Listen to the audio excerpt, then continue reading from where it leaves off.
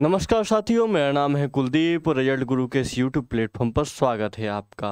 दोस्तों, हम बात करने वाले हैं बहुत ही इम्पोर्टेंट चीज़ के बारे में। एक आपको पता है आपका वीडियो एग्ज़ाम हो चुका है, तो वीडियो एग्ज़ाम में जो भी क्वेश्चन आए हैं आज हम बात करेंगे कि हमारी क्लास से। आपको पता है मेरी क्लास हुआ करती थी रात को 2 से 3 बजे तक।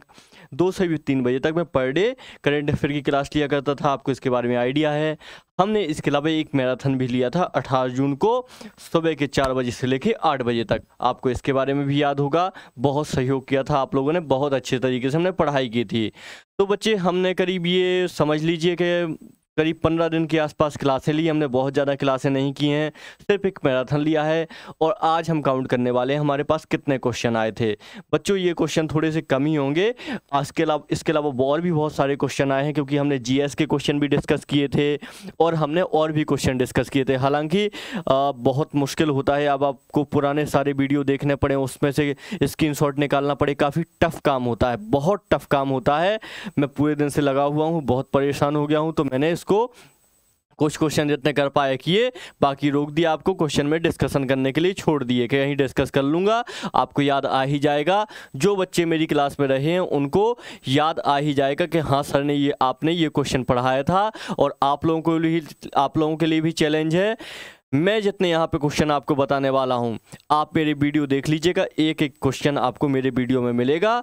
तो चलिए आज के पहले क्वेश्चन पे बात कर लेते हैं, जो आपके एग्जाम में सीधे सीधे आया है मेरे पढ़ाने से। मैंने आपको एक क्वेश्चन पढ़ाया था बच्चे, आप किस डेट को पढ़ाया था ये बताना बहुत मुश्किल हो जाएगा मेरे लिए, क्योंकि बहुत सारी क्लासें चली हैं पर डे और 2-3 क्लास हो जाती थी, तो और भी एमटीएस में भी हमें क्लास लेनी पड़ रही थी, तो थोड़ा सा याद नहीं रहता है कि किस तारीख थी। लेकिन हाँ, ये है पढ़ाया आप ही को है, करंट अफेयर में पढ़ाया हुआ वीडियो एग्जाम के लिए, ठीक है, वीडियो एग्जाम करंट अफेयर के लिए पढ़ाया हुआ है। याद रखिएगा, स्टैटिक जी के करंट अफेयर हम लोग पढ़ते थे आपके 2 से 3 बजे तक रात्रि में। चलिए तो बात कर लेते हैं। ये देख लीजिए, यूपी वीडियो यहाँ पे लिखा भी हुआ है मैराथन। किस शहर में भारत का पहला 3D प्रिंटेड पोस्ट ऑफिस खोला जाएगा? यह आपका क्वेश्चन आया हुआ है आपके एग्जाम में, सीधे सीधे प्रश्न पूछा गया है एग्जाम में। देखिए यहाँ पे एक क्वेश्चन पूछा गया, आपके वीडियो एग्जाम में क्वेश्चन आया, थोड़ा सा ब्राह्मी लिपि में दिख रहा होगा क्वेश्चन, लेकिन कोई दिक्कत की बात नहीं, ऐसा ही प्रिंट मुझे मिला हुआ है। इससे साफ पेपर मुझे मिला नहीं, मैंने काफ़ी ढूंढा, तो इसलिए इसको पढ़ देता हूँ। भारत में पहला 3D मुद्रित, त्रि-आयामी मुद्रित डाकघर कहाँ बनाया जा रहा है? ये क्वेश्चन आपके एग्जाम में आया हुआ है। इसका जवाब भैया बेंगलुरु था। बेंगलुरु हमने यहाँ पे भी बता रखा है, आप देख सकते हैं यहाँ पे बेंगलुरु लगा हुआ है साइन, ये मैं ही हूँ, मैं दिख रहा हूँगा आपको। अभी मिस्टर इंडिया टाइप का नहीं दिख रहा हूँगा, अभी आपको दिखाई दे जाऊँगा अगर थोड़ा सा जोर देंगे आंखों में, है ना। ऐसे यहाँ पे भी बेंगलुरु देखेंगे, मैं दिख जाऊंगा। चलिए एक और क्वेश्चन पे बात कर लेते हैं, जो हमने सीधे सीधे बात की, जो हमने अपनी क्लास में डिस्कस किया, वो सीधे सीधे क्वेश्चन आए हुए हैं आपको एग्जाम में। उस दूसरे क्वेश्चन के बारे में बात करते हैं। आपका एग्जाम में क्वेश्चन बना भैया, हाल ही में भारतीय मूल के अजय बंगा को निम्नलिखित में से किस संस्थान का 14वां अध्यक्ष नियुक्त किया गया? बच्चे, इस क्वेश्चन को मैंने ना इतना फोर्सफुली आपको बताया था कि ये क्वेश्चन एग्जाम में आएगा, याद रखिएगा, बहुत ज़्यादा महत्वपूर्ण है, बहुत महत्वपूर्ण पर्सन है ये। पहले मास्टर कार्ड के सीईओ हुआ करते थे, बहुत महत्वपूर्ण है, बहुत ज़्यादा फोर्स किया था। आप लोगों में से जिन्होंने क्लास देखी वो लोग तुरंत हाँ बोलेंगे इस चीज़ के लिए, हाँ आपने बिल्कुल बहुत ज़्यादा फोर्स किया, चाहे वो एमटीएस के बच्चे हो, चाहे वो आप वीडियो वाले बच्चे हो, सबके लिए मैंने कहा था। ये याद रखिएगा, अजय बंगा का नाम, वो अजय बंगा का आखिर आ गया। ये देखिए, विश्व बैंक के वर्तमान अध्यक्ष हैं। क्वेश्चन यहाँ पे दिख रहा होगा आपको, यहाँ बंगा दिखाई दे रहा होगा, क्योंकि बीच में मैं आ गया हूं तो थोड़ा सा क्वेश्चन छिप गया है, लेकिन क्वेश्चन वही है, आप इसको क्वेश्चन को देख के समझ सकते हैं। विश्व बैंक के वर्तमान अध्यक्ष हैं अजय बंगा जी। ये क्वेश्चन मैंने अपनी एग्जाम में क्लास में करवा रखा है, कई बार पढ़ाया हुआ है ये क्वेश्चन, एक दिन नहीं पढ़ाया, ये क्वेश्चन मैंने कई बार रिपीट किया, क्योंकि मुझे पता था ये प्रश्न बनेगा, इसलिए मैंने आपको बार बार याद करवाया था अजय बंगा। और बंगा को याद करने के लिए तो हमने कुछ ट्रिक भी बनाई थी, हमने इसको नाम को भी बिगाड़ दिया था ताकि हमको नाम याद रहे। तो देख लीजिए, वर्ल्ड बैंक इसका सही जवाब हो जाएगा। इसके अलावा हमने उसको और डिस्कस किया था कि वर्ल्ड बैंक का मुख्यालय कहाँ है, डीसी वॉशिंगटन। हमने इसको वर्ल्ड बैंक से जोड़ के आपको आईएमएफ भी याद किया था, आपको याद होगा क्लास में हमने वर्ल्ड बैंक जैसे याद किया था, ऐसे आईएमएफ याद कर लिया था, क्योंकि दोनों के मुख्यालय कहाँ है भैया, वॉशिंगटन डीसी में है आईएमएफ और वर्ल्ड बैंक के मुख्यालय। 1944-45 में संस्था का गठन हुआ था।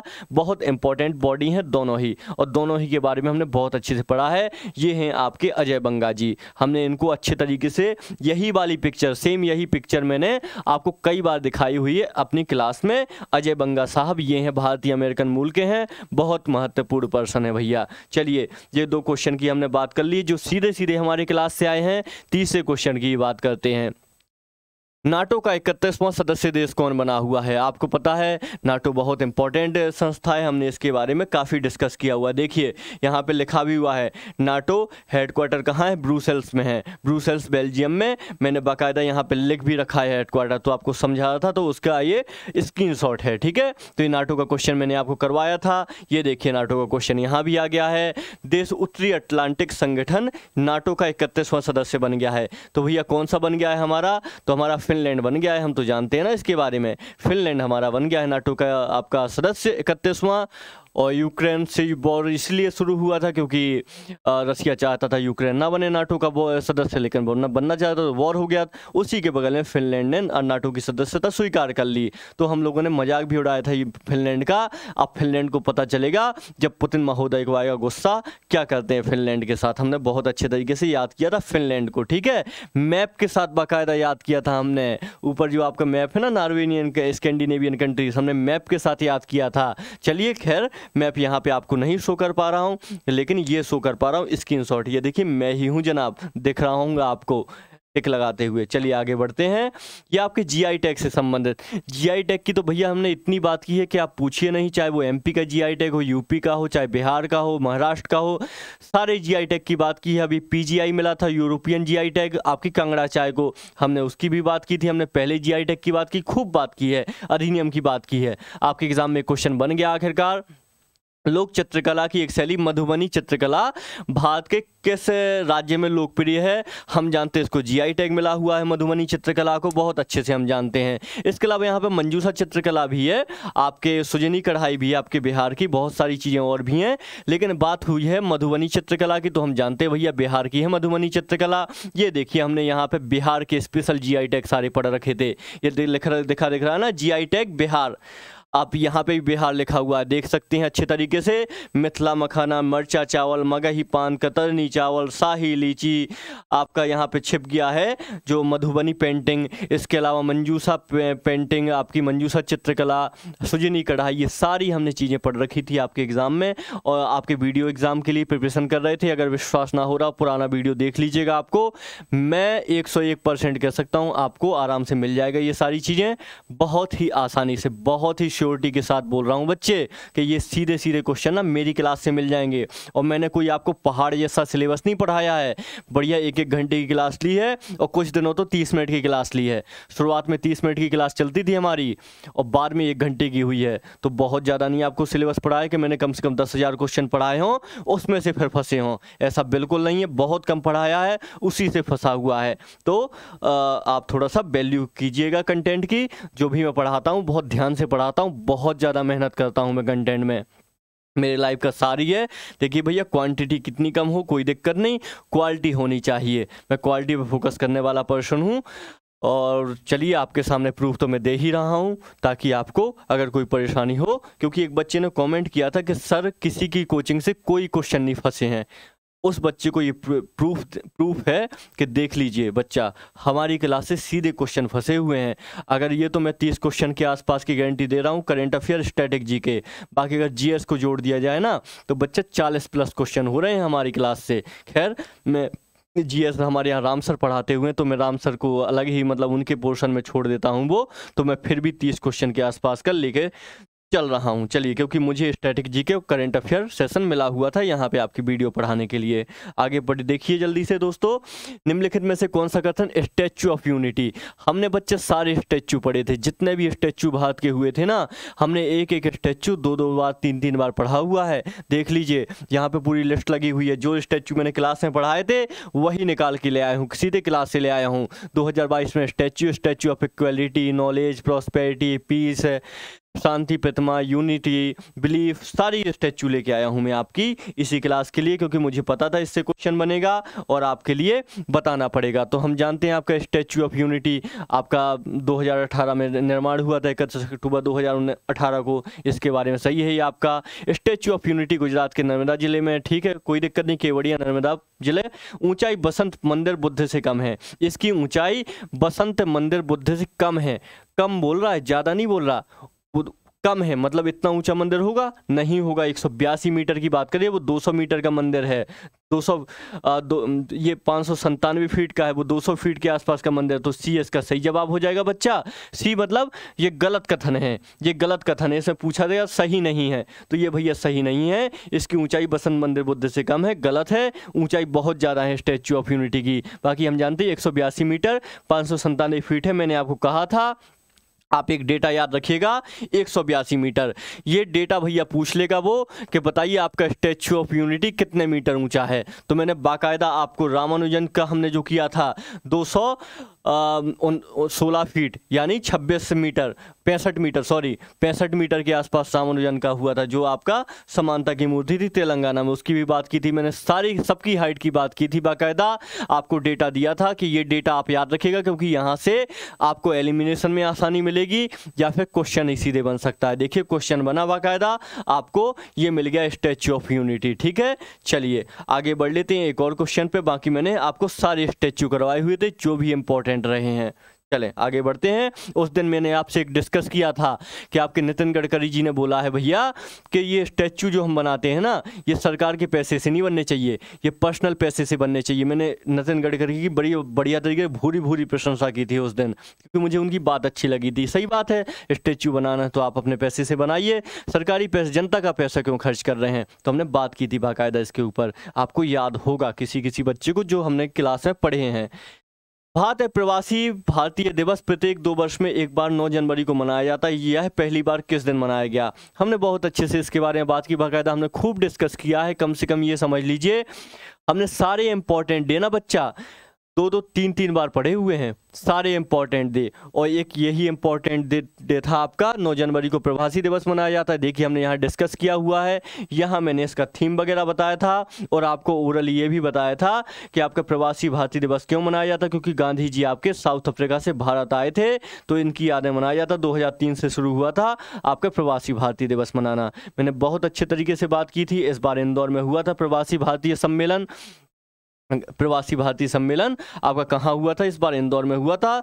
हम इसके बारे में जानते हैं बहुत अच्छे तरीके से, हमने करंट के साथ सारी चीज़ें मिला के पढ़ी थी बच्चा। हमने 9 जनवरी तो पढ़ा ही था, इसके अलावा हमने ये भी पढ़ा था कि आपका होता क्यों है और इस बार कहाँ हुआ, हमने सारी जानकारी पढ़ी थी। देखिए मेरा पढ़ाने का उद्देश्य यही होता है।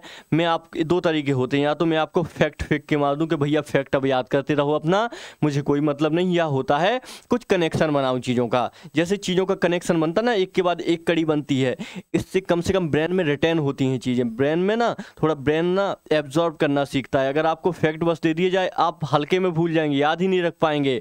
थोड़ी सी कहानी एक हो जाती है ना तो याद रहती है। तो मेरी वो कोशिश रहती है हमेशा आपको पढ़ाने के लिए। तो प्रवासी भारतीय दिवस ये इंपॉर्टेंट था भैया, 9 जनवरी को मनाया जाता है। यहाँ पे आपका 2003 सही आंसर हो जाएगा, ठीक है। अटल सरकार के कार्यकाल से ही शुरू हुआ था आपका प्रवासी भारतीय दिवस। मोदी जी तो प्रवासी भारतीय दिवस के बारे में बहुत बड़ी बड़ी चीज़ें कहते हैं। ब्रांड एम्बेसडर कहते हैं आपके एनआरआई को, जो प्रवासी भारतीय होते हैं ब्रांड एम्बेसडर बोलते हैं भारत का मोदी जी। चलिए आगे बढ़ते हैं। इसी तरीके से हमने पूरी बात की थी बच्चा, इस तरीके से हमने एक एक स्लाइड लगाई थी बाकायदा स्पेशल डेज की, और सारे स्पेशल डेज के बारे में बात की थी आपकी वीडियो क्लास में।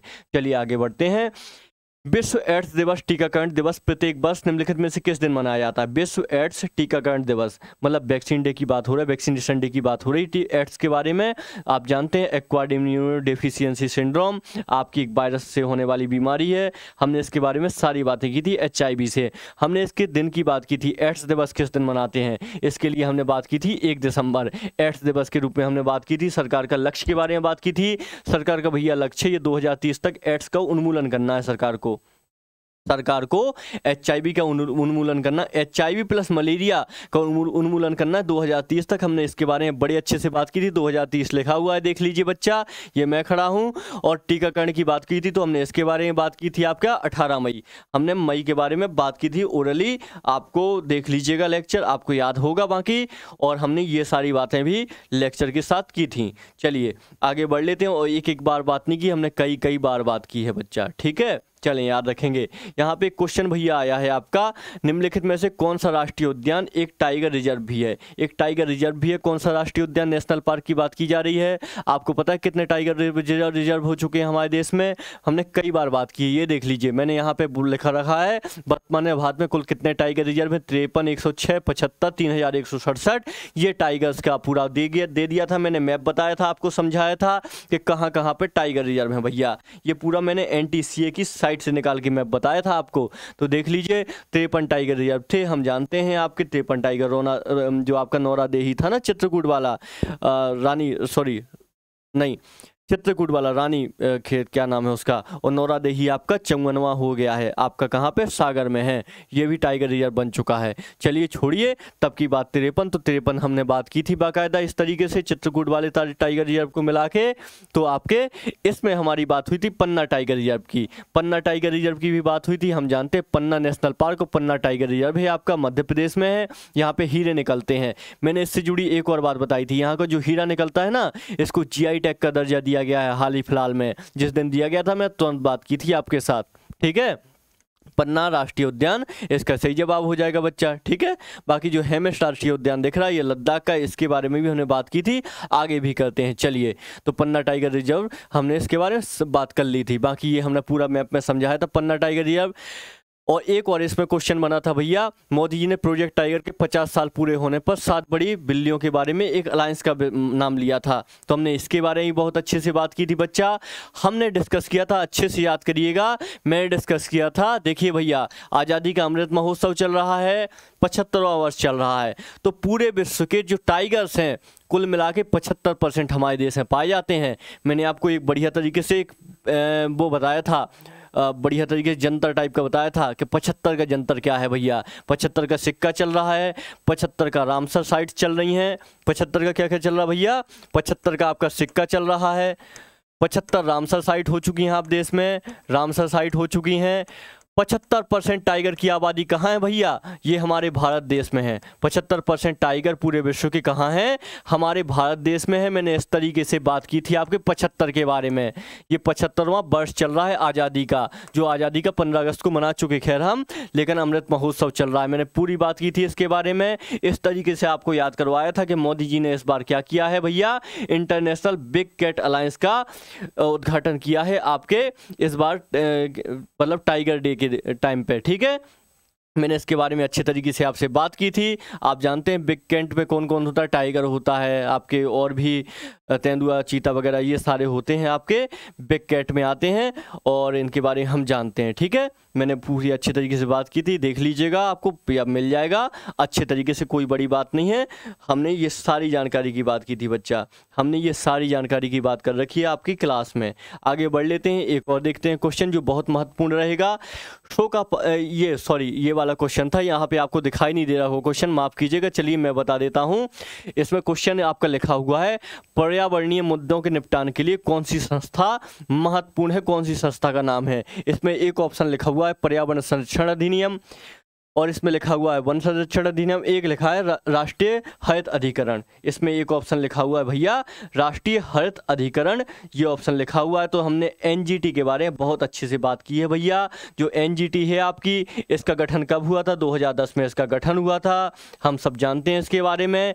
हमने याद कैसे किया था NGT, क्योंकि NGT ने हाल फिलहाल में ना एक निर्णय सुनाया था। NGT ने कहा था जो सोकापाई नदी है ना एक, इसको पुनर्जीवित करिए भैया।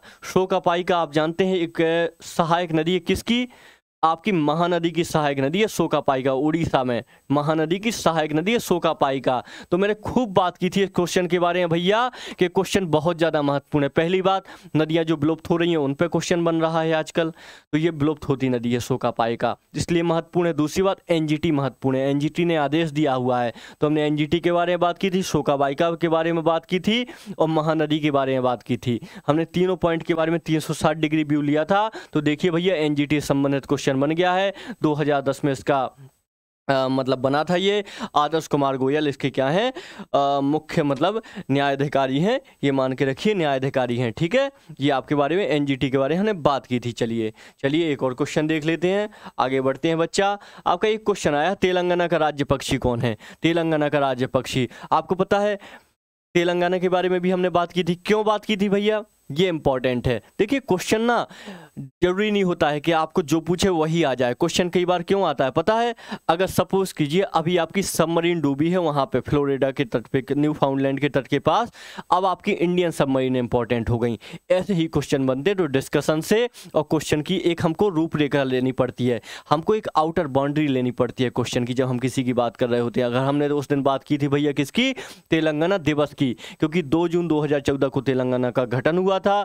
2 जून 2014 को तेलंगाना का गठन हुआ था ना भैया, आप जानते हैं ना इसके बारे में। तो इस बार भी क्या था, जून का महीना था, तो 2 जून को तेलंगाना दिवस मनाया गया था। इसलिए हमने एक लंबी बाउंड्री खींचते, हमने उस दिन तेलंगाना के बारे में सारी बात की थी, वहाँ के राजकीय पशु, राजकीय पक्षी, सबके बारे में बात की थी। और हमने बात की थी तेलंगाना की एक पार्टी के बारे में, जो वहाँ के मुख्यमंत्री की पार्टी है, तेलंगाना राष्ट्रीय समिति। इन्होंने भैया आवेदन किया है कि हमारी इस पार्टी का नाम बदल दिया जाए, और इनकी पार्टी का आखिरकार नाम बदल दिया गया है, भारत राष्ट्र समिति इनकी पार्टी का नाम कर दिया गया है। इंपॉर्टेंट है, मैंने बहुत इसके बारे में बताया था आपके बारे में, इंपॉर्टेंट रहेगा तेलंगाना, ठीक है, याद रखिए क्वेश्चन बन सकता है। अब बन गया क्वेश्चन, बाकी और मैंने बहुत सारी चीज़ें लिख रखी हैं, और मैंने आपको इसके बारे में बताया था, इंडियन जो रोलर है ना, ये तेलंगाना का राज्य पक्षी है। इंडियन रोलर तेलंगाना का राज्य पक्षी है, और ही बहुत सारे राज्यों का है, तेलंगाना का भी राज्य पक्षी है आपका इंडियन रोलर, पालापिट्टा, याद रखिएगा इसके बारे में, मैंने आपको बताया था। चलिए तेलंगाना के बारे में बाकी बहुत अच्छे से चर्चा की ही थी, आपको याद होगा तेलंगाना के बारे में। मतलब हमारी कोशिश रहती है ना कि जब हम कुछ पढ़ते हैं बच्चा, तो 360 डिग्री व्यू लेके पढ़ें, ताकि हम मैक्सिमम चीज़ें याद रख पाएँ और अपनी लिंक एक साथ बना पाएँ। मतलब आपका एक तो इफेक्ट अकेला तो नहीं होता है ना, फैक्ट जो कोई सोचता है ना फैक्ट है अकेला होता है, नहीं, फैक्ट अकेला नहीं होता, उसके पीछे कॉन्सेप्ट जुड़ा होता है। अब जरूरत वो होती है आप उस कॉन्सेप्ट को देखते हैं कि नहीं देखते हैं। कॉन्सेप्ट का फायदा ये होता है याद हो जाता है आपको। चलिए एक और क्वेश्चन देखते हैं, निम्नलिखित में से कौन सा कथन बृहस्पति ग्रह के बारे में सही है? एक सही कथन बताना है जो बृहस्पति ग्रह के बारे में है। अच्छा आपको लगता होगा बृहस्पति के बारे में क्वेश्चन क्यों पूछ लिया उसने, पता है क्यों पूछ लिया? उसको अचानक से मन नहीं हो गया, उसने इसलिए क्वेश्चन पूछा है क्योंकि बृहस्पति के जो मून होते हैं ना, कितने उपग्रह होते हैं, उनकी खोज हुई है। और आप बृहस्पति के पता है उपग्रह कितने हैं बच्चा? 95 उपग्रह हैं। जो आपका बृहस्पति है ना, बृहस्पति ग्रह है, जुपिटर की बात कर रहा हूं बच्चे, इसके कितने उपग्रह हो चुके हैं? 95 हो चुके हैं, क्योंकि इनकी खोज हो चुकी है, इसलिए बृहस्पति आपका इंपॉर्टेंट हो गया है। ठीक है, तो देखिए इसके बारे में कुछ लिखे हुए हैं कथन। यह एक ऐसा ग्रह जिसमें कोई गैस नहीं है। छोड़िए, बृहस्पति सौरमंडल का दूसरा सबसे बड़ा ग्रह है। सौरमंडल में सबसे छोटा दिन इसका है, इसके केवल 2 ही चंद्रमा हैं। आपको देखना है इसमें से सही कथन कौन सा है, तो सही है भैया ये वाला, सौरमंडल में सबसे छोटा दिन इसका होता है। बाकी केवल 2 चंद्रमा है क्या? नहीं, इसके 95 चंद्रमा हो चुके हैं भैया। 95 मैंने आपको बताया था, अपने ट्रेडिशनल नोट्स में भी ऐड कर लीजिए, इसको अपडेट कर लीजिए, इंपॉर्टेंट रहेगा क्योंकि ट्रेडिशनल नॉलेज है। क्वेश्चन बन सकते हैं, कहाँ से बनेंगे आप नहीं झांक पाएंगे उस समय। तो मैंने आपको बृहस्पति याद करवाया था। ठीक है, ये देखिए मैंने क्वेश्चन भी यहाँ पे करवाया था। सौरमंडल का सर्वाधिक उपग्रह वाला ग्रह बन गया है। देखिए पहले बृहस्पति था, 95 उपग्रह थे, अब शनि हो गया। क्यों शनि हो गया? क्योंकि शनि के भैया 145 उपग्रह हो गए हैं। मतलब इस विश्व में, मतलब हमारे सौरमंडल में शनि एकमात्र ग्रह है जिसके सबसे ज्यादा उपग्रह 145 हो चुके हैं। अगली बार क्वेश्चन कहां से बनेगा किसी और एग्जाम में? शनि से बनेगा, शनि के उपग्रह या शनि से जुड़ी और कोई बातें बनेंगी। बाकी जो बृहस्पति हो गया इसके 95 उपग्रह हो गए हैं। चलिए आगे बढ़ लेते हैं, हमने इसके बारे में बड़े अच्छे से बात की थी। एक आपका क्वेश्चन आया था, भारत में सर्वोच्च साहित्यिक पुरस्कार है, मैंने आपको ये क्वेश्चन बार बार करवाए हैं पुरस्कार वाले, चाहे वो नोबल हो, चाहे ऑस्कर हो, ज्ञानपीठ हो, चाहे आपके साहित्य अकादमी पुरस्कार हो, सारे पुरस्कार मैंने बड़े अच्छे तरीके से करवाए हैं। तो आपका ऐसा ही था ये ज्ञानपीठ पुरस्कार। देखिए मैंने बाकायदा आपको स्लाइड लगा के ये तक बताया था किस किस बंदे को कौन सा पुरस्कार मिला हुआ है, चाहे वो साहित्य अकादमी हो चाहे ज्ञानपीठ हो। तो 2021 का ज्ञानपीठ पुरस्कार कोंकणी उपन्यास दामोदर मौजू को मिला है। ये लाइन कम से कम आपने मेरे मुँह से 10 या 15 बार सुनी होगी। मैंने आपको बार बार याद करवाया था। 2020 में भैया नीलमणि फुकन जूनियर को मिला था, और ये बताया साहित्य का सबसे बड़ा पुरस्कार है भैया आपका ज्ञानपीठ। मैंने कई बार आपसे बात की थी इसके बारे में, ठीक है। और बाकी इसके बारे में व्यास सम्मान, सरस्वती सम्मान, दादा साहब फाल्के के बारे में बात की थी। आशा पारेख को 2020 का दादा साहब फाल्के मिला था, इसके बारे में हमने बहुत अच्छे से बात की थी। बाकी Dada Saheb Phalke film fair award Kashmir file को मिला था। ये सारी जानकारी हमने की थी बड़ी अच्छी तरीके से। RRR के बारे में भी बात की थी हमने, नाटू, ठीक है। तो ये सारी बातें की थी। तो आपका ज्ञानपीठ पुरस्कार हो जाएगा आपका सर्वोच्च साहित्यिक पुरस्कार, ठीक है। याद रखिएगा इसके बारे में, महत्वपूर्ण पुरस्कार है बच्चा ये, ठीक है। चलिए ये हमने क्वेश्चन करवाया था। अगर आप कहें कि यही क्वेश्चन सर क्यों नहीं लिखा हुआ है बगल में, तो बच्चा बाउंड्री डिसाइड होती है क्वेश्चन की। क्वेश्चन जरूरी नहीं कि आपका एक पॉइंट होता है, क्वेश्चन की कुछ बाउंड्री होती है। क्वेश्चन एक बाउंड्री लिए समाहित होता है। हमने बात की ज्ञानपीठ पुरस्कार की, तो ज्ञानपीठ पुरस्कार के बारे में बात करने का यही मतलब था। सर्वोच्च पुरस्कार है, इसलिए बहुत ज़्यादा महत्वपूर्ण एग्जाम में क्वेश्चन बन सकता है, यही इसका कारण था। अगर क्वेश्चन यहाँ से ना बनता तो यहाँ से क्वेश्चन बन जाता कि 2021 में किसको मिला, दामोदर मौजू से मिला। दामोदर मौजू, ये क्वेश्चन ज़्यादा इंपॉर्टेंट आपके लिए होता। आपका एग्जामिनर बहुत अच्छा दयालु आदमी है, उसने आपसे आसान क्वेश्चन पूछ लिया। नहीं तो वो क्वेश्चन आपसे पता है क्या पूछता, बताइए 2020 में किसको मिला था ज्ञानपीठ पुरस्कार। बहुत सारे लोग ना उसमें परेशान हो जाते, फेल हो जाते। या वो पूछ लेता ना कि कौन सी महिला है जिनको पहली बार ज्ञानपीठ पुरस्कार दिया गया, तब आपके लिए परेशानी हो जाती। चलिए आगे बढ़ते हैं, एक और क्वेश्चन देखते हैं। इसमें एक युग में दिया गया है, आपको बहुत क्लियरली नहीं दिख रहा होगा, मैं पढ़ के बता देता हूँ। हम्पी स्मारकों का समूह, विजयनगर राजवंश, लिंगराज मंदिर, सोमवंशी राजवंश, खजुराहो, चोल साम्राज्य, और ये काकतीय राजवंश का लिखा है, हजार स्तंभ मंदिर। ये इस तरीके से आपके ऑप्शन लिखे हुए हैं, तो आपको पता है। मैंने आपको कई बार पढ़ाया है कि जो आपके खजुराहो है ना, यहाँ पे चोल साम्राज्य तो है नहीं, यहाँ पे चंदेल साम्राज्य था। चंदेल राजवंश था, जिसके राजा थे कौन से, आपके विद्याधर चंदेल, जिन्होंने महमूद गजनबी को खदेड़ा था। आपके एक और राजा थे, धंग नाम के राजा थे, जिन्होंने आपका कंदारिया महादेव मंदिर बनवाया था। मैं खुद खजुराहो से आता हूँ, तो मुझे तो बहुत क्लियर है। धंग राजा के द्वारा कंदारिया महादेव मंदिर बनवाया गया था, जो यूनेस्को की विश्व धरोहर सूची में शामिल है अभी इस समय, ठीक है। तो ये चंदेल वंश हमने यहाँ पे क्वेश्चन कर रखा है, देख लीजिए। कंदारिया महादेव मंदिर का निर्माण किस राजवंश के द्वारा, चंदेल वंश के द्वारा करवाया गया था, राजा धंग के द्वारा। यूनेस्को की विश्व विरासत सूची में शामिल, इसलिए इंपॉर्टेंट है खजुराहो आपके लिए। आपके नागर शैली के मंदिर, हमने खूब बात की थी इसके बारे में। चलिए तो आपका ये क्वेश्चन भी निपट गया, आगे बात कर लेते हैं। एक आपका बच्चा आज क्वेश्चन आया था ओजोन परत के बारे में, ओजोन और मॉन्ट्रियल प्रोटोकॉल आया था, ऐसे क्वेश्चन कुछ आए थे। मैं जो देख रहा था आपके क्वेश्चन, उसका स्क्रीनशॉट नहीं लगा पाया, समय की कमी की वजह से, माफ कीजिएगा।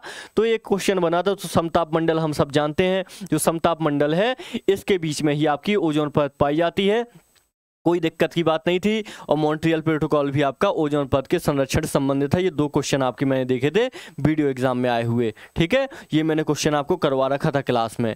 2 दिनों तक चलने वाला हेमिस धार्मिक उत्सव, हेमिस धार्मिक उत्सव मैंने आपको कुछ आपके एग्जाम में क्वेश्चन आए हुए हैं इसके आर्ट एंड कल्चर से जुड़े हुए, तो मैंने भी आपको यहाँ पे कुछ क्वेश्चन करवाए थे, जैसे कलमकारी करवाया था, हेमिस धार्मिक उत्सव करवाया था, लेवेंडर फेस्टिवल करवाया था कश्मीर का आपका डल झील के पास। तो मैंने सारे क्वेश्चन करवाए थे आपके। तो बच्चा ये भी एक क्वेश्चन करवाता है, हेमिस धार्मिक उत्सव भारत के किस भाग में मनाया जाता, मैंने बताया था आपको लद्दाख में मनाया जाता, हेमिस नेशनल पार्क में मनाया जाता है। मैंने आपको इसके बारे में बात की थी, बताया था इसके अलावा कि लद्दाख देखिए लिखा भी हुआ है, 31 अक्टूबर 2019 को इसका क्या हुआ था, गठन हुआ था लद्दाख का, जम्मू कश्मीर का भी। तो इसमें भी यहाँ पे भी देख लीजिए क्वेश्चन बना था, राष्ट्रीय उद्यान टाइगर रिजर्व नहीं है, एक ऑप्शन था इसमें हेमिस राष्ट्रीय उद्यान। तो हेमिस राष्ट्रीय उद्यान बच्चा हम जानते हैं आपका लद्दाख में, इसको मतलब एक तरीके से मैं रेफरेंस के तौर पर उस क्वेश्चन को लाया हूँ, मानी कि इसका सही जवाब पन्ना राष्ट्रीय उद्यान है। चलिए आगे बढ़ लेते हैं, नेक्स्ट क्वेश्चन की बात करते हैं। एक और देखिए आपका एक क्वेश्चन बच्चा आया हुआ है, एक क्वेश्चन आपको दिख रहा होगा यहाँ पे,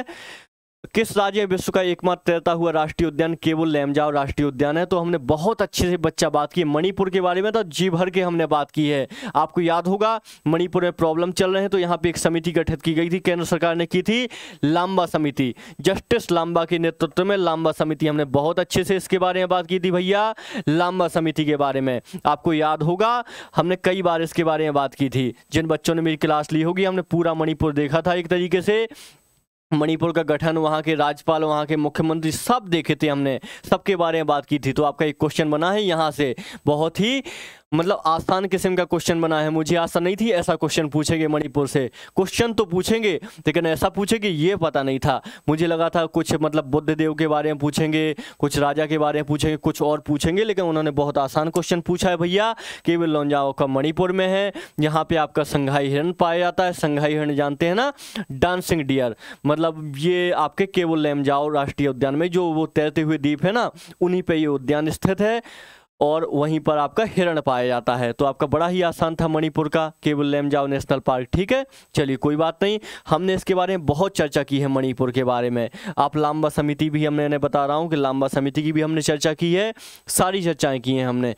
मैंने तो केवल लैमजाओ भी पढ़ाया हुआ है आपको क्वेश्चन के रूप में, लेकिन मेरा टारगेट ये था कि मणिपुर को आप 360 डिग्री व्यू देख पाएँ, इसलिए मैंने उसको इस तरीके से आपको मतलब बता दिया है। कोई दिक्कत की बात नहीं, क्वेश्चन आपको मिल जाएगा। अगर मेरा आप लेक्चर देखना चाहें तो देख सकते हैं। एक किताब का नाम लिखा है कपिल देव द्वारा लिखी गई, कौन सी किताब है भैया? Cricket favourite game, one day wonders, cricket my style, 20 years at the top. ये आपकी कुछ किताबों के नाम है क्रिकेट से जुड़ी हुई। इन आपको किताबों के बारे में देखना बताना था। तो किताबों से संबंधित हमने बहुत सारे क्वेश्चन किए थे बच्चा ऑलरेडी, क्योंकि आपकी बुक तो महत्वपूर्ण है, एग्जाम में खूब क्वेश्चन बनते हैं। तो इनका जवाब क्या था? क्रिकेट माई स्टाइल, ये आपकी कपिल देव की किताब है। वनडे वंडर्स सुनील गावस्कर की हो जाएगी। तो हम इसके बारे में चर्चा कर चुके थे, कई बार हमने चर्चा की है किताबों के बारे में। तो चर्चा हमने की है किताबों के बारे में। खैर आपको याद ना हो तो वो अलग बात है, लेकिन हमने काफ़ी चर्चा की है किताबों के बारे में। बाकी आपका क्वेश्चन सही हो गया होगा ये, क्योंकि बहुत आसान जवाब था, क्रिकेट माई स्टाइल, ठीक है, आपके कपिल देव राय जी, कपिल देव जी। चले आगे बढ़ते हैं। कलमकारी चित्रकला का संबंध है। कलमकारी की भैया हमने खूब बात की है। कलमकारी को मैंने आपको दिखाया भी था। आपको मैं एक दिन मेरे पास क्वेश्चन वो नहीं मैं ढूंढ पाया, वहाँ से मैंने निकाल पाया यूट्यूब से, क्योंकि यूट्यूब में वीडियो ढूंढ के स्क्रीनशॉट लेना फिर इसमें पीपीटी में लगाना बहुत सरदर्दी वाला काम है, और मैं मतलब बहुत परेशान हो गया था। तो मैंने कुछ जितने क्वेश्चन किए थे उतने किए। इसके अलावा आपके लिए मैं क्वेश्चन लेके आ गया और आपको एक्सप्लेन करने के लिए मैंने आपको बाकायदा एक पोस्टर लगा के दिखाया था, फोटो लगाई थी कि कलमकारी कैसी दिखती है। आंध्र प्रदेश की आपकी चित्रकला शैली। इसके अलावा हमने बात की थी कलमकारी आंध्र प्रदेश की, हमने बात की थी बर्ली पेंटिंग महाराष्ट्र की, मधुबनी पेंटिंग हमने बिहार की, गोंड पेंटिंग एमपी की, जीआई टैग हैं ये सारी। और हमने बात की थी आपके कहाँ की, बिहार की मंजूसा चित्रकला, मधुबनी चित्रकला, सारी बात की थी हमने अच्छी तरीके से। लेक्चर आपको याद होगा मेरे समझ से, अगर आपने देखा होगा तो। बाकी इसका देख लीजिए। ये तो भैया आपकी एक चित्रकला शैली है आपकी कहाँ की, आंध्र प्रदेश की है। चलिए ठीक है। निम्नलिखित में से किस बंदरगाह को दीनदयाल बंदरगाह के नाम से जाना जाता है? आपको पता है, आपका क्वेश्चन बना था ये, तब मैंने उसमें डायलॉग दिया था, रघु रोकड़ा का डायलॉग है ना। East side Kohima, west side Kandla, north side Kashmir और साउथ साइड कन्याकुमारी मिला के इंडिया बनता, जहाँ का बच्चा बच्चा रघु रोकड़ा के जानता। ये मैंने डायलॉग बोला था आपको याद करवाने के लिए कि आपको 4 लोकेशन याद हो जाएं। तो इसमें आप बच्चों ने ही उसमें ऑप्शन दिया था कि भैया कि जो आपका कांडला बंदरगाह है ना, इसको दीनदयाल पोर्ट बोला जाने लगा है। और मैंने भी आपको ये ऑप्शन आपको बताया था, बाकायदा ओरली आपको डिनोट किया था। तो कांडला बंदरगाह इसका जवाब था। हमने इसके बारे में भी क्लास में बात कर रखे हैं, बात की हुई है बच्चा, ठीक है। हाल ही में महाराष्ट्र में स्थित एक शहर औरंगाबाद का नाम बदल लिया गया। इसका तो हमने बहुत ज़्यादा जिक्र किया है, ये क्वेश्चन भी मैंने करवाया हुआ है आपको। जितने नाम बदले गए हैं ना, चाहे वो इस्लाम नगर का नाम जगदीशपुर किया गया हो, आपका हबीबगंज का नाम रानी कमलापति किया गया हो, हमने सारी बातें की हैं, सारे हमने नाम पे बात की थी। हमने अच्छे तरीके से बात की थी बच्चा, एक एक तरीके से। इसका नाम किया गया था औरंगाबाद का संभाजी नगर कर दिया गया था, ठीक है। औरंगाबाद का क्या कर दिया गया था, संभाजी नगर कर दिया गया था। हमने इसके बारे में बड़े अच्छे से बात की थी। अहिल्यानगर भी अभी एक जो राज्य का जिला है उसका नाम अहिल्यानगर किया गया है, वो आपको बताना है, कमेंट बॉक्स में बताइएगा, उसके बारे में बात की थी। बाकी औरंगाबाद का नाम क्या कर दिया गया था, संभाजी नगर कर दिया गया था, है ना। हम जानते हैं इसके बारे में बहुत अच्छे तरीके से। चलिए आगे बढ़ते हैं। निकट दृष्टि दोष को ठीक करने के लिए किस प्रकार के लेंस का उपयोग होता है? देखिए भैया, हमने साइंस से जुड़े हुए क्वेश्चन किए थे, और अगर आपको थोड़ा मोड़ा याद हो तो हमने दो शब्दों के बारे में जिक्र किया था। हमने एक शब्द लिया था उदय लिया था, और एक शब्द हमने लिया था अनिल। ये हमने दो शब्द लिए थे, और इन्हीं शब्दों के माध्यम से हमने सारी बातें कर ली थी। आ से हमने बताया था इसमें अवतल लेंस, नी से निकट हो जाएगा, निकट दृष्टि दोष। हमने इस तरीके से इसको मतलब हमने आसान किया था ताकि हमको हमेशा याद रहे अवतल लेंस किस लिए यूज़ होता है भैया, निकट दृष्टि दोष के लिए। ठीक है, इसके लिए यूज होता है आपका अवतल लेंस। और आपका जो उदय है ना, उदय का क्या हो जाएगा भैया, उदय की क्या ट्रिक हो जाएगी, ये हो जाएगा भैया उत्तल लेंस, उत्तल लेंस। और इसका दांत से क्या हो जाएगा, दूरदृष्टि दोष, ये हो जाएगा दूरदृष्टि दोष। तो हमने इस तरीके से पूरी बात की थी बाकायदा उत्तल और अवतल लेंस के बारे में। अगर आपको याद हो तो अच्छी बात है, हमने दोनों ही चीज़ों के बारे में बात की थी। उदय अनिल नाम की दो ट्रिक थी जिनसे आपको लेंस बड़ी आसानी से याद हो जाते। बात हो रही निकट दृष्टि दोष की, तो अनिल याद कर लीजिए, अवतल सही जवाब हो जाएगा। चलिए आगे बढ़ते हैं। कौन सा मंदिर पल्लव राजवंशों के शासन के दौरान बनाया गया था? तो हम एक बात करने वाले एक ऐसी साइट के बारे में जहां पे आज से 2-3 साल पहले चीनी राष्ट्रपति प्रधानमंत्री मोदी से मिले थे। हम बात कर रहे हैं ममालपुरम की, ममालपुरम की। ठीक है, या फिर उसको अगर हम बोल दें महाबलीपुरम, महाबलीपुरम, ममालपुरम। आपने देखा हुआ यहाँ पे एक चट्टान भी रखी हुई है जिसके साथ में मोदी जी और चीनी राष्ट्रपति शी जिनपिंग की फोटो वायरल हुई थी। आपको पता है जो महाबलीपुरम के पल्लव शासक थे, इन्होंने एक समय चीन के जो राजा था उसकी हेल्प की थी, इसलिए संबंधों को दोस्त करने के लिए बाकायदा शी जिनपिंग आए थे आपके महाबलीपुरम में, ममालपुरम में। ठीक है, तो इसका ये सही जवाब था। बाकी जो पल्लव शासक थे इनकी राजधानी क्या थी, कांचीपुरम थी। यहाँ पे आपको पता है महाबलीपुरम में आपके रथ मंदिर हैं, 5 पांडवों के नाम पे रथ मंदिर है, द्रौपदी मंदिर है, भीम मंदिर है, ये सारे मंदिर हैं आपके शौर, उनको शौर टेम्पल बोलते हैं महाबलीपुरम में। हमने बहुत चर्चा की है बच्चा इसके बारे में, कई बार पढ़ाई की है इसके बारे में। मृच्छकटिक नाम की एक किताब का आया था, ये जीएस का खैर क्वेश्चन हो गया। मैं जीएस के क्वेश्चन नहीं लेना चाह रहा था, लेकिन एक आध दो क्वेश्चन ही आ पाए हैं, ज़्यादा क्वेश्चन नहीं लाया हूँ। तो ये हम जानते हैं नाटक हो गया आपका मृच्छकटिक, हम छोड़िए, इसके बारे में बात नहीं करेंगे। रामसर का ये पोर्शन था, हालांकि बात हमने भी की थी। एशिया की दूसरी सबसे बड़ी मीठे पानी की झील कौन सी है? जम्मू कश्मीर में स्थित है भैया, हम जानते हैं कौन सी झील है भैया, ये हम जानते हैं इसके बारे में। तो आपकी जो हो जाएगी डल झील हो जाएगी। ठीक है, चलिए आगे बढ़ लेते हैं नेक्स्ट क्वेश्चन पे। कौन भारतीय संविधान 8वीं अनुसूची की भाषा नहीं है? तो भैया हमने इसके बारे में बड़ी अच्छी चर्चा की थी। 8वीं अनुसूची की भाषा, इसमें अंग्रेजी लिखा है और संस्कृत लिखा है, तो अंग्रेजी नहीं है भैया आपकी, क्योंकि संस्कृत, तेलुगु, तमिल ये सब आपकी 8वीं अनुसूची में आती हैं। 22 भाषाएं टोटल आती हैं। हमने भाषाओं से संबंधित बात की थी। ऑस्ट्रो एशियाटिक परिवार, द्रविड़ परिवार, जो आपके 6 भाषा परिवार है कुल मिला के, हमने 6 के बारे में बात की थी बड़ी अच्छे तरीके से। थोड़ी थोड़ी बात की थी, जाते जाते बात की थी, आपको होमवर्क के रूप में बात की थी, लेकिन हमने बात तो की थी 6 भाषा परिवार की जो आपके देश में बोले जाते हैं। ठीक है, ये आपका अंग्रेजी उसमें नहीं होगा। बाकी आपके नोट पे हमने बात की ही है।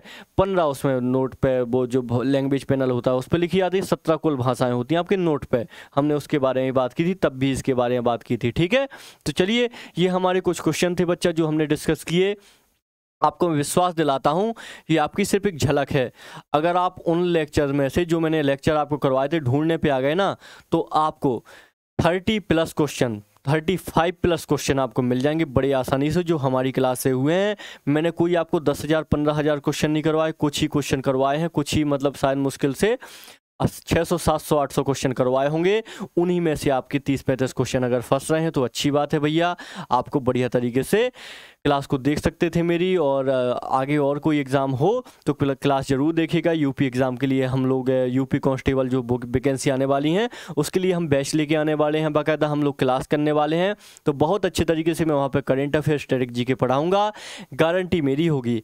कम से कम 40 क्वेश्चन मिलेंगे आपको, याद रखिएगा। जो आपका पर डे का शिफ्ट होगा तो पर डे कम से कम आपको 5 से 7 क्वेश्चन, 10 क्वेश्चन के आसपास मेरी क्लास से मिलेंगे, ये मेरी गारंटी रहेगी।